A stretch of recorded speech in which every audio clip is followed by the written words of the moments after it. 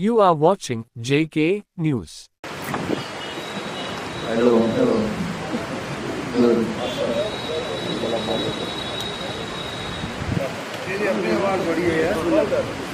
अगर इनको कहना है कि कौन सी प्रॉब्लम है, कौन सी आपको परेशानी है, वो आप बताएं। हमने जो परेशानी हो वो बताएंगे, उनकी परेशानी हम बता सकेंगे, तभी हमारा फाल्ट जो है वो दूर हो सकता है।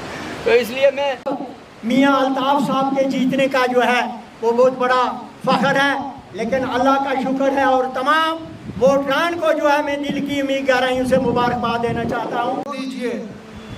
और दूसरे दिन जब मैं उनको बीजेपी के साथ जुड़ा हुआ देखता हूँ तो मुझे बड़ा अफसोस होता है कि कम से कम थोड़ी बहुत तो शर्म रखो, कम से कम थोड़ा बहुत तो लोगों में जाने के काबिल रहो।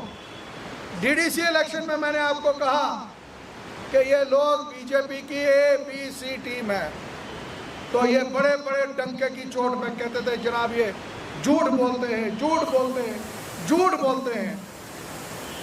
तो जब इस बार का इलेक्शन आया, आपको ये साबित हो गया कि ये तमाम लोग बीजेपी की टीम ABC पहले थी, अब ये बीजेपी ही बन गई है और पूरी रियासत में इनका एड्रेस ही नहीं। इनको कश्मीर से लेके लखनपुर और लखनपुर से लेके पुंछ तक लोगों ने इनको जवाब दे दिया।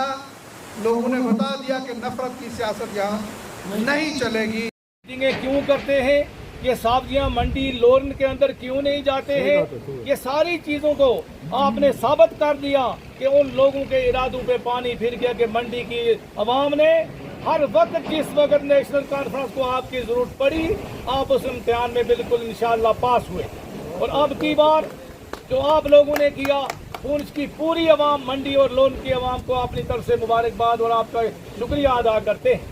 आज की मीटिंग की जो गर्जोगायत थी, ये जो हमारा पार्लियामेंट इलेक्शन हुआ है, पार्लियामेंट इलेक्शन में जो कामयाबी नेशनल कॉन्फ्रेंस की हुई है और ख़ास करके मंडी तहसील के अंदर जिसमें 3 ब्लॉक आते हैं, मंडी ब्लॉक, उसके बाद लोरन ब्लॉक, साथरा ब्लॉक।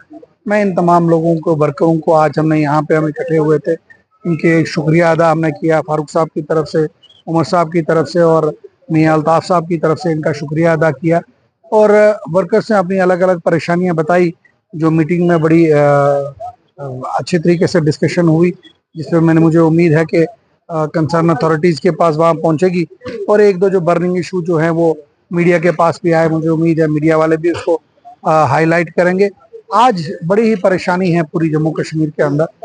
डेवलपमेंट के ताल्लुक से आप बात कर लीजिए, तरक्की के ताल्लुक से कर लीजिए, रोड के ताल्लुक से कर लीजिए, हाल ही जो बारिशों में नुकसान हुआ उसके मुतालिक कर लीजिए, राशन के मुतालिक कर लीजिए, बिजली के मुतालिक कर लीजिए। बुरा हाल है लोगों को बिजली मिल नहीं रही है, पानी जो है, पानी की इतनी मुश्किलात हैं। टेंडर किया है, बाहर की कंपनियां हैं, वो कंपनियां आ नहीं रही हैं, पेमेंट्स उन्होंने विड्रॉ कर ली है, लेबर को नीचे पेमेंट हुई नहीं है, ना कहीं पे पानी चल रहा है। आप मीडिया वाले से भी, आपसे भी ये गुजारिश करूंगा कि हर जगह पाइपलाइन जो है 1 फुट 2 फुट एज पर जो गाइडलाइन है वो जमीन के अंदर होनी चाहिए। लेकिन कमाल ये है कि पूरे के पूरे मंडी ब्लॉक और पुंछ ब्लॉक में अगर आप देखेंगे, सारी पाइपलाइन जो है हवा में है, जो मुझे लगता है 1-1.5 साल के अंदर ये पाइपें दोबारा से डैमेज हो जाएंगी और फिर से लोगों को दोबारा वो मुसीबत देखनी पड़ेगी। ये बहुत ही ग्राउंड पोजीशन है जो काफ़ी ख़राब है और नौजवान भी परेशान हैं।